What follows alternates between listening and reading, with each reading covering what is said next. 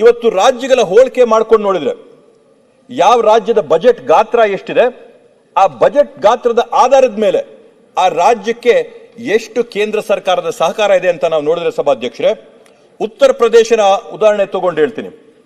7,36,438 ಕೋಟಿ ಉತ್ತರ ಪ್ರದೇಶ ರಾಜ್ಯದ 2024-25ನೇ ಬಜೆಟಿನ ಗಾತ್ರ ಸಭಾಧ್ಯಕ್ಷರೇ. ಕೇಂದ್ರ ಸರ್ಕಾರದ ತೆರಿಗೆ ಪಾಲೆಷ್ಟು ಅದರಲ್ಲಿ 2,18,817 ಕೋಟಿ ರೂಪಾಯಿಗಳು. ಕೇಂದ್ರದ ಸಹಾಯಧನ ಎಷ್ಟು ಅಂತಂದ್ರೆ 1,07,200 ಕೋಟಿ.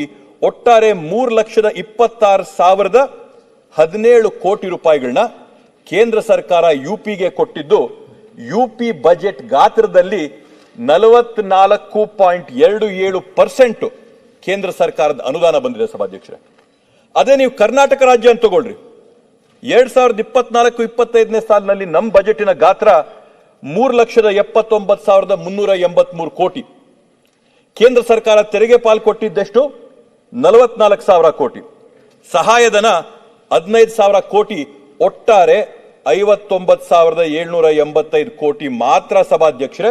ನಮ್ಮ ಬಜೆಟ್ ಗಾತ್ರಕ್ಕೆ ಹೋಲಿಕೆ ಮಾಡಿಕೊಂಡ್ರೆ 16% ಮಾತ್ರ ಕೇಂದ್ರ ಸರ್ಕಾರದಿಂದ ನಮಗ್ ಬಂದಿರತಕ್ಕಂತ ಸಹಕಾರ ಸಭಾಧ್ಯಕ್ಷರು. ಅಲ್ಲ, ಬೇರೆ ರೀತಿ ಫಂಡ್ಸ್ ಕೊಟ್ಟಿರ್ತಾರಲ್ಲ, ಇಲ್ಲಿ ನ್ಯಾಷನಲ್ ಹೈವೇ ಮಾಡಿದ್ದಾರೆ, ರೈಲ್ವೆ ಮಾಡಿದ್ದಾರೆ, ಅದನ್ನೆಲ್ಲ ಖಂಡಿತ ಹೇಳ್ತೀನಿ. ಜಲ್ ಜೀವನ್ ಮಿಷನ್ ಕೊಟ್ಟಿದ್ದಾರೆ, ಅವನ್ನೆಲ್ಲ ಆಡ್ ಮಾಡಿರಲ್ಲ.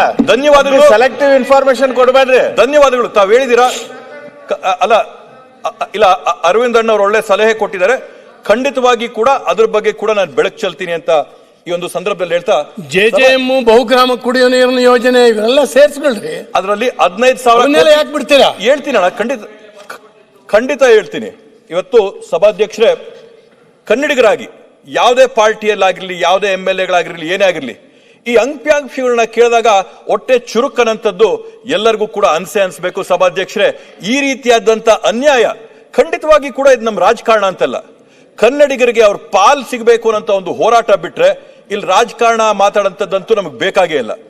ಒಂದು ರಾಜ್ಯಕ್ಕೆ 44% ಭಾಗ ನೀವು ತೆರಿಗೆ ಕೊಡ್ತೀರಾ, ಮತ್ತೊಂದು ರಾಜ್ಯಕ್ಕೆ 16% ಮಾತ್ರ ಕೊಡ್ತೀರಾ ಅಂತಂದ್ರೆ ಇದು ಕನ್ನಡಿಗರಿಗೆ ಆಗ್ತಾ ಇರತಕ್ಕಂತ ಅವಮಾನ, ಅಗೌರವ, ಕನ್ನಡಿಗರಿಗೆ ಆಗ್ತಿರ್ತಕ್ಕಂಥ ಮೋಸ, ವಂಚನೆ, ದಗೆ ಅಲ್ವಾ ಸಭಾಧ್ಯಕ್ಷರೇ? ಇದನ್ನ ಸರಿದೂಗಿಸಬೇಕಾದಂಥದ್ದು ನಮ್ಮೆಲ್ಲರ ಆದ್ಯ ಜವಾಬ್ದಾರಿ, ಕರ್ತವ್ಯವಲ್ವೇ ಸಭಾಧ್ಯಕ್ಷರೇ? ಇವತ್ತು ಬೇರೆ ಬೇರೆ ರಾಜ್ಯಗಳ ಉದಾಹರಣೆ ತಗೊಂಡ್ರೆ, ಉತ್ತರ ಪ್ರದೇಶಕ್ಕೆ ನಾನು ಈಗಾಗಲೇ ಹೇಳ್ದಂಗೆ ಕೇಂದ್ರ ಸರ್ಕಾರದ ನೆರವು ಎಷ್ಟಿದೆ ಅಂತಂದ್ರೆ ಸುಮಾರು, ಅಥವಾ ರಾಜ್ಯ ಸರ್ಕಾರದ ಪಾಲಿಷ್ಟಿದ್ರೆ ಉತ್ತರ ಪ್ರದೇಶದಲ್ಲಿ 48% ಮಾತ್ರ ರಾಜ್ಯ ಸರ್ಕಾರದ ತೆರಿಗೆ, 52% ಕೇಂದ್ರ ಸರ್ಕಾರದ ಬೆಂಬಲ. ಬಿಹಾರಕ್ಕೆ ಬಂದ್ರೆ 26% ಮಾತ್ರ ಬಿಹಾರ ರಾಜ್ಯದ ಸ್ವಂತ ತೆರಿಗೆ, ಮಿಕ್ಕಿದ್ದ 74% ಕೇಂದ್ರ ಸರ್ಕಾರ ಕೊಡ್ತಾ ಇದೆ ಸಭಾಧ್ಯಕ್ಷರೇ. ಹೋಗ್ಲಿ ಸರಿ ಬಿಡ್ರಿ, ಹಿಂದುಳಿದಂತ ರಾಜ್ಯಗಳು, ಮುಂದುವರೆದಂತ ರಾಜ್ಯಗಳ ಕತೆ ಹೇಳ್ರಿ ಅಂದ್ರೆ, ಮಹಾರಾಷ್ಟ್ರ ಅಂತ ರಾಜ್ಯದಲ್ಲಿ ಕೂಡ 71% ಮಾತ್ರ ರಾಜ್ಯ ಸರ್ಕಾರದ್ದು, 29% ಕೇಂದ್ರ ಸರ್ಕಾರದಿಂದ ಇವತ್ತು ಅನುದಾನಗಳು ಬರಬೇಕಾದ್ರೆ ಸಭಾಧ್ಯಕ್ಷರೇ, ಇದು ಕರ್ನಾಟಕ ರಾಜ್ಯಕ್ಕೆ ಕೇಂದ್ರ ಸರ್ಕಾರದಿಂದ ಆಗ್ತಾ ಇರತಕ್ಕಂತ ಅನ್ಯಾಯ, ಅವಮಾನ, ಅಪಚಾರ ಅಲ್ಲ ಅಂತಂದ್ರೆ ಇನ್ನೇನಂತ ಅನ್ಬೇಕು ಸಭಾಧ್ಯಕ್ಷರೇ? ನಾವು ಇದನ್ನ ಸರಿದೂಗಿಸಬೇಕಾಗಿದೆ ಸಭಾಧ್ಯಕ್ಷರೇ. ಈ ಎಲ್ಲವನ್ನೂ ಕೂಡ ಎಲ್ಲಿ ಅತ್ಯಂತ ದೊಡ್ಡ ಅನ್ಯಾಯ ಆಗಿದ್ದು ಅಂತಂದ್ರೆ 15ನೇ ಹಣಕಾಸು ಬಂದಂತ ಸಂದರ್ಭದಲ್ಲಿ ಅವರು ವಿಧಿಸಿದಂತ ಮಾನದಂಡಗಳು ಸಂಪೂರ್ಣವಾಗಿ ದಕ್ಷಿಣ ಭಾರತದ ರಾಜ್ಯಗಳ ತದ್ವಿರುದ್ಧವಾಗಿ, ಅವರ ಹಿತಾಸಕ್ತಿಗಳ ವಿರುದ್ಧವಾಗಿ 15ನೇ ಹಣಕಾಸುಗಳ ಮಾನದಂಡಗಳನ್ನ ವಿಧಿಸಿದ್ರು ಸಭಾಧ್ಯಕ್ಷರೇ. ಜನಸಂಖ್ಯೆ ಆಧಾರ ಮೊದಲು 1971ನೇ ಇಸ್ವಿಯಲ್ಲಿ ತಗೊಳ್ತಾ ಇದ್ವಿ, ಅದನ್ನ 2011ನೇ ಇಸ್ವಿಗೆ ತಂದಿಟ್ಟು. ಅಲ್ರಿ, ಇದ finance commission, 15th finance commission ಬಂದಾಗ ಇದ ಸಿದ್ದರಾಮಯ್ಯ ಅವರು ಮುಖ್ಯಮಂತ್ರಿಗಳಿದ್ರು. ಮಾಡ್ಬೇಕು, ಆಯ್ತು, ಮಾತಾಡೋ ಕುಂತಾರಲ್ಲ, ಅನ್ಯಾಯ ಆಗಿದೆ ಆ ಟೈಮ್ದಲ್ಲಿ ನೀವ ಅದಕ್ಕೆ ಹೂ ಅಂತ ಹೇಳಿರಿ. ಅನ್ಯಾಯ ಆಗಿದೆ, ಫೈನಾನ್ಸ್ ಕಮಿಷನ್ ನೀವು ಏನೇನೋ ಇದು ದಕ್ಷಿಣ ಭಾರತದ ರಾಜ್ಯಗಳಿಗೆ ಅನ್ಯಾಯ ಆಗಿದೆ ಏನು ಹೇಳ್ಕೊಂಡು ಕೂತಾರ. ನೀವು ಕೂಡ ಕನ್ನಡಿಗರೇನೆ, ಸರಿ ಮಾಡ್ರಿ ಇದನ್ನ. ಯಾಕೆ ಸರಿ ಮಾಡಬಾರ್ದು? 16ನೇ ಹಣಕಾಸು ಬರುತ್ತೆ, ಸರಿ ಮಾಡ್ಕೊಡಿ. ಕರ್ನಾಟಕ ರಾಜ್ಯಕ್ಕೆ ಈ ರೀತಿ ಕೊಡಿಸ್ರಿ. ನಿಯಮಗಳೇ ಯಾರು ಮಾಡಿದಾರೆ ಮೊದಲ ಕರ್ನಾಟಕ ರಾಜ್ಯಕ್ಕೆ ಜಾರಿಗೆ ಬಂದಾವ. ಇವತ್ತು ಮನಮೋಹನ್ ಸಿಂಗ್ ಕಾಲಕ್ಕೆ 10 ವರ್ಷದಾಗ ಕೇಳ್ಕೋರಿ. ಇವತ್ತು ನೀವು ಇವನ್ನೆಲ್ಲ ಮಾಡಿ ತಿಳ್ಕೊ, ಅಂಕಿ ಸಂಖ್ಯೆ ಅದನ್ನು ಹೇಳ್ಬೇಕಲ್ಲ. ಹೇಳ್ರಿ, ಅದನ್ನ ಯಾರು ಬೇಡ ಅಂದ್ರು. ನೀವೆಲ್ಲ ನಿಮ್ಮ ಸರ್ಕಾರ ನೀವು 50 ವರ್ಷ ಧಾರಾಳವಾಗಿ ಹೇಳ್ರಿ, ಮಾತಾಡ್ರಿ. ಅದಕ್ಕೆ ಸಭಾಧ್ಯಕ್ಷರೇ ಇವತ್ತು ಮತ್ತೊಂದು ಮಾತು ನಾನು ಮಾತ್ರ ಹೇಳಕ್ ಬಯಸ್ತೇನೆ. ಸಭಾಧ್ಯಕ್ಷರೇ, ಪದೇ ಪದೇ ನಾವು ಹೇಳ್ತಾ ಇರ್ತೀವಿ, ಕರ್ನಾಟಕ ರಾಜ್ಯ ಕಳಿಸಿದಂತ ₹1 ವಾಪಸ್ ನಮ್ಗೆ ಕೇಂದ್ರ ಸರ್ಕಾರ ಕೊಡೋದು ಎಷ್ಟಂತಂದ್ರೆ 14 ಪೈಸಾ ಮಾತ್ರ. ಸಭಾಧ್ಯಕ್ಷರೇ, ಅಂಕಿಅಂಶಗಳ ಸಮೇತ ಅದರ ವಿವರನೂ ಕೂಡ ನಾನು ಬಿಚ್ಚಿಡಕ್ ಬಯಸ್ತೀನಿ. ಸಭಾಧ್ಯಕ್ಷರೇ, ಕರ್ನಾಟಕ ರಾಜ್ಯ ಸರ್ಕಾರದಿಂದ ಕಾರ್ಪೊರೇಟ್ ಟ್ಯಾಕ್ಸ್ ಮತ್ತೆ ಇನ್ಕಮ್ ಟ್ಯಾಕ್ಸ್ ನ ಕೇಂದ್ರ ಸರ್ಕಾರಕ್ಕೆ ಕಳಿಸಂತದ್ದು 2,62,000 ಕೋಟಿ ರೂಪಾಯಿಗಳು. ಸಭಾಧ್ಯಕ್ಷರೇ, ಏನ್ ದಿವಾಳಿ ಆಗಿರೋ ರಾಜ್ಯದ ಪರಿಸ್ಥಿತಿನ ಇದು? ಆರ್ಥಿಕ ಪ್ರಗತಿ ಹೊಂದಿರೋದಕ್ಕೋಸ್ಕರ ಈ ರಾಜ್ಯ ಇವತ್ತು 2,62,000 ಕೋಟಿನ ಕಾರ್ಪೊರೇಟ್ ಟ್ಯಾಕ್ಸ್ ಆಗಿ, ಇನ್ಕಮ್ ಟ್ಯಾಕ್ಸ್ ಆಗಿ ಕೇಂದ್ರ ಸರ್ಕಾರಕ್ಕೆ ಕಳಿಸ್ತಾ ಇರತಕ್ಕಂಥದ್ದು. ಸಭಾಧ್ಯಕ್ಷರೇ, ಜಿಎಸ್ಟಿಯಲ್ಲಿ ರಾಜ್ಯ ಸರ್ಕಾರ ಕೇಂದ್ರ ಸರ್ಕಾರಕ್ಕೆ ಜಿಎಸ್ಟಿ ಪಾಲ್ ಎಷ್ಟಿದೆ ಅಂತಂದ್ರೆ 1,50,000 ಕೋಟಿ ಇವತ್ತು ಕರ್ನಾಟಕ ರಾಜ್ಯದಲ್ಲಿ ಜಿಎಸ್ಟಿ ಕಲೆಕ್ಷನ್ ಆಗ್ತಾ ಇದೆ. ಸಭಾಧ್ಯಕ್ಷರೇ, ಇದೇನು ದಿವಾಳಿ ರಾಜ್ಯದ ಪರಿಸ್ಥಿತಿನ? ಕರ್ನಾಟಕ ರಾಜ್ಯದ ದುಡಿಮೆ ಮೇಲೆ ನೀವು ತೆರಿಗೆ ಹಾಕಿ ಈ ಕಾಸನ್ನ ಕೇಂದ್ರ ಸರ್ಕಾರಕ್ಕೆ ಕಳಿಸ್ತಾ ಇರ್ತಕ್ಕಂಥದ್ದು. ಸೆಸ್ ಅಂತ ಪೆಟ್ರೋಲ್ ಮೇಲೆ, ಡೀಸೆಲ್ ಮೇಲೆ, ಕಚ್ಚಾ ತೈಲದ ಮೇಲೆ, ಎಲ್ಲದರ ಮೇಲೂ ಕೂಡ ಸೆಸ್ನ ಹಾಕಿ ನೀವು ಕರ್ನಾಟಕ ರಾಜ್ಯದಿಂದ 30,000 ಕೋಟಿ ರೂಪಾಯಿಗಳು ವಸೂಲಿ ಮಾಡ್ತಾ ಇದ್ದೀರಾ. ಆ ಸೆಸ್ ಅಲ್ಲಿ ₹1 ಕೂಡ ರಾಜ್ಯ ಸರ್ಕಾರಕ್ಕೆ ವಾಪಸ್ ಬರದ ಸಂಪೂರ್ಣ ಕೇಂದ್ರ ಸರ್ಕಾರನೇ ಉಳಿಸ್ಕೊಳುತ್ತೆ. ರಾಜ್ಯ ಸರ್ಕಾರದಲ್ಲಿ ನಾವು ಇರ್ತಕ್ಕಂಥ ಕಸ್ಟಮ್ಸ್, ನಮ್ಮಲ್ಲಾಗಂತ ಆಮದು ರಫ್ತಿಂದ 35,000 ಕೋಟಿ ಕಸ್ಟಮ್ಸ್ ಡ್ಯೂಟಿ ಕರ್ನಾಟಕದಿಂದ ಸೆಂಟರ್ಗೆ ಹೋಗುತ್ತೆ. ಸಭಾಧ್ಯಕ್ಷರೇ, ಅದೇ ರೀತಿಯಲ್ಲಿ ಜಿಎಸ್ಟಿ ಸೆಸ್ಸಿನ ಆಧಾರದ ಮೇಲೆ ಮತ್ತೆ ಇತರೆ ಸೆಸ್ಸಿಗಳಿನ ಆಧಾರದ ಮೇಲೆ ಹತ್ರ 35,000 ಕೋಟಿ ಕೇಂದ್ರ ಸರ್ಕಾರಕ್ಕೆ ನಾವು ಕಳಿಸ್ತಾ ಇದ್ದೀವಿ.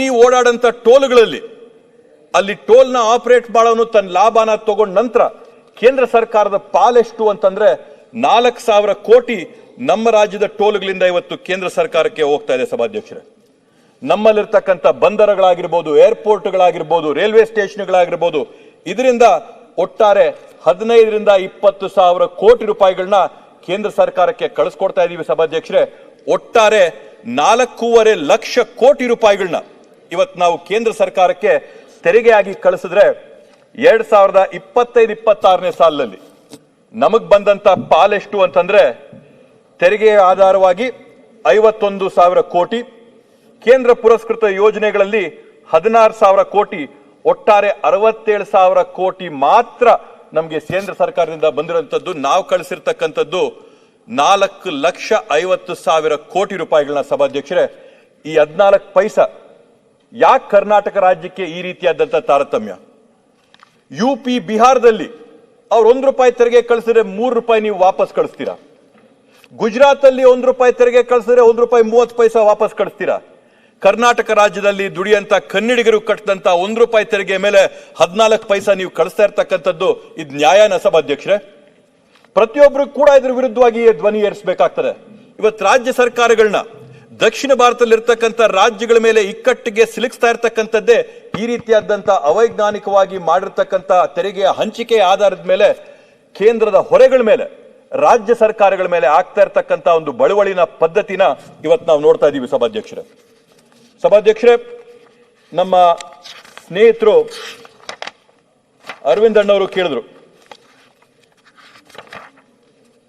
ರಾಜ್ಯದಲ್ಲಿ ಸರ್ಕಾರಗಳು ಮಾಡ್ತಾ ಇರ್ತಕ್ಕಂಥ ರಸ್ತೆಗಳ ಪ್ರಮಾಣ ಎಷ್ಟಿದೆ, ಆ ಪ್ರಮಾಣಗಳ ಆಧಾರದ ಮೇಲೆ ಅದ್ರ ಬಗ್ಗೆ ಕೂಡ ಬೆಳಚೆಲ್ಲಿ ಅಂತ ಅದ್ರ ಬಗ್ಗೆ ಒಂದು ಸಣ್ಣ ಮಾಹಿತಿ ಕೊಡಕ್ಕೆ ಬಯಸ್ತೀನಿ. ಸಭಾಧ್ಯಕ್ಷರೇ, ನಾವಿವತ್ತು ರಾಷ್ಟ್ರ ಹೆದ್ದಾರಿಗಳ ಪ್ರಮಾಣನ ತಗೊಂಡ್ರೆ 2014ನೇ ಇಸ್ವಿಯಲ್ಲಿ ಕರ್ನಾಟಕ ರಾಜ್ಯದಲ್ಲಿ ರಾಷ್ಟ್ರ ಹೆದ್ದಾರಿಗಳ ಒಂದು ಗಾತ್ರ ಎಷ್ಟಿತ್ತು ಅಂದ್ರೆ 6,177 ಕಿಲೋಮೀಟರ್ ಅಷ್ಟು ರಾಷ್ಟ್ರ ಹೆದ್ದಾರಿಗಳಿತ್ತು. ಸಭಾಧ್ಯಕ್ಷರೇ, 2024ರಷ್ಟರಲ್ಲಿ ಪ್ರಮಾಣ ಎಷ್ಟಾಯಿತು ಅಂತಂದ್ರೆ 8,191, ಅಂದ್ರೆ ಅಂದಾಜ್ ಮೇಲೆ 2,000 ಕಿಲೋಮೀಟರ್ ರೋಡ್ಗಳನ್ನ 10 ವರ್ಷದ ಅವಧಿಯಲ್ಲಿ ಕರ್ನಾಟಕ ರಾಜ್ಯದಲ್ಲಿ ಮುಗಿಸ್ಕೊಟ್ಟಿದ್ದೀರಾ ಸಭಾಧ್ಯಕ್ಷರೇ. ಆದ್ರೆ ಅದೇ ನೀವು ಗುಜರಾತ್ನಂತ ರಾಜ್ಯನ ಉದಾಹರಣೆಯಾಗಿ ತಗೊಂಡ್ರೆ, ಗುಜರಾತ್ ರಾಜ್ಯದಲ್ಲಿ 2014ನೇ ಇಸ್ವಿಯಲ್ಲಿ 4694 ಕಿಲೋಮೀಟರ್ ಇದ್ದಿದ್ದು ರಾಷ್ಟ್ರ ಹೆದ್ದಾರಿಗಳು ಇವತ್ತು 8111 ಕಿಲೋಮೀಟರ್ ಆಗಿದೆ. 3500 ಕಿಲೋಮೀಟರ್ ಕೊಟ್ಟಿದ್ದೀರಾ. ಕರ್ನಾಟಕ ರಾಜ್ಯಕ್ಕಿನ 2 ಪಟ್ಟಷ್ಟು ರಾಷ್ಟ್ರ ಹೆದ್ದಾರಿಗಳನ್ನ ನೀವು ಬಿಹಾರಕ್ಕೆ ಕೊಟ್ಟಿದ್ದೀರಾ, ಗುಜರಾತ್ ಕೊಟ್ಟಿದ್ದೀರಾ. ಗುಜರಾತ್ ಮತ್ತೆ ಕರ್ನಾಟಕ ಜಿಯೋಗ್ರಾಫಿಕಲಿ ಎರಡಕ್ಕೂ ಕೂಡ ಭೌಗೋಳಿಕವಾಗಿ ನಾವು ನೋಡಿದ್ರೆ ನಾವು ಹೋಲಿಕೆ ಮಾಡಬಹುದು, ಸಮಾನವಾದಂತ ಸಭಾಧ್ಯಕ್ಷರೇ, ಆ ರೀತಿಯಾದಂತ ತಾರತಮ್ಯ. ಸನ್ಮಾನ್ಯ ಸಭಾಧ್ಯಕ್ಷರೇ, ಲ್ಯಾಂಡ್ ಎಕ್ವಿಜೇಷನ್ ಮಾಡಿ ರಾಜ್ಯ ಸರ್ಕಾರ ಲ್ಯಾಂಡ್ ಎಕ್ವಿಜೇಷನ್ ಮಾಡಿ ಕೊಡದೇ ಇದ್ದಕ್ಕೆ 800 ಕೋಟಿ ರೂಪಾಯಿ ವಾಪಸ್ ಕೇಂದ್ರ ಸರ್ಕಾರಕ್ಕೆ ವಾಪಸ್.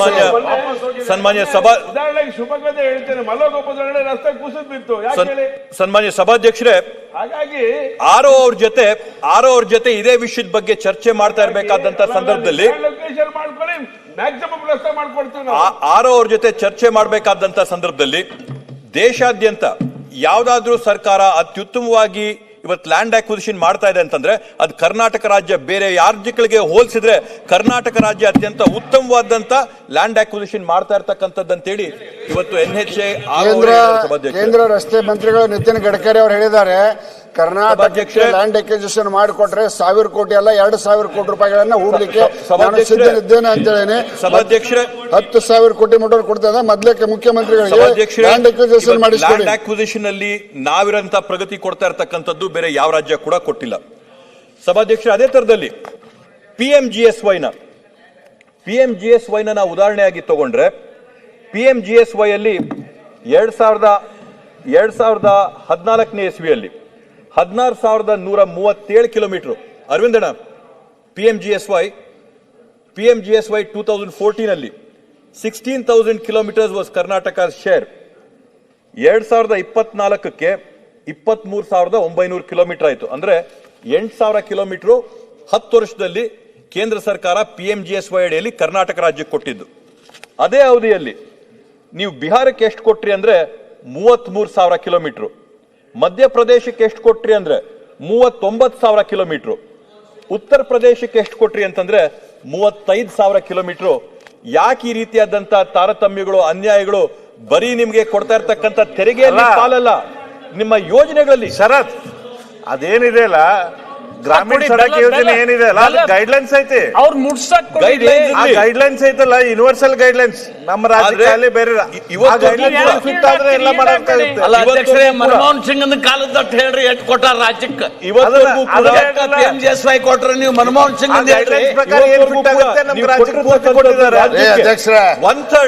ಬೇರೆ ಮಧ್ಯ ಪ್ರವೇಶ ಮಾಡೋದ್ ನಿಲ್ಸಕಳ್ರಿ. ನೀವು ಮಾತಾಡ್ಬೇಕಾದ್ರೆ ಮಧ್ಯ ಪ್ರವೇಶ ಮಾಡಿದ್ರ ಸುಳ್ಳು ಯಾಕೆ ಮಾತಾಡ್ಲಿ? ನೀವೇನ್ ಎತ್ತೊಟ್ಟು ಹೇಳೋದು? ಮಾತಾಡಿ ಬಿಡಿ. 40 ಕೋಟಿ ಕುತ್ಕಪ್ಪ.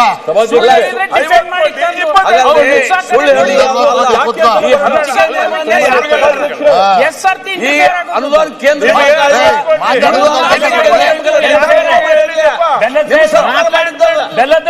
ಈಗ ಕಾಂಗ್ರೆಸ್ ಸರ್ಕಾರ ಮಾಡಿದ ಹೆಚ್ಚಿಗೆ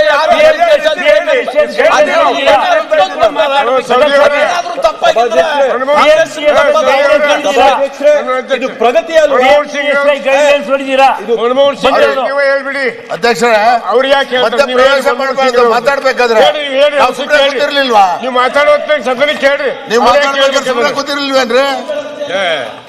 ಸಭಾಧ್ಯಕ್ಷರೇ, ಇವತ್ತು ಇದೆಲ್ಲ ಪ್ರಗತಿ ಅಲ್ವಾ? ಒಂದ್ ಸೆಕೆಂಡ್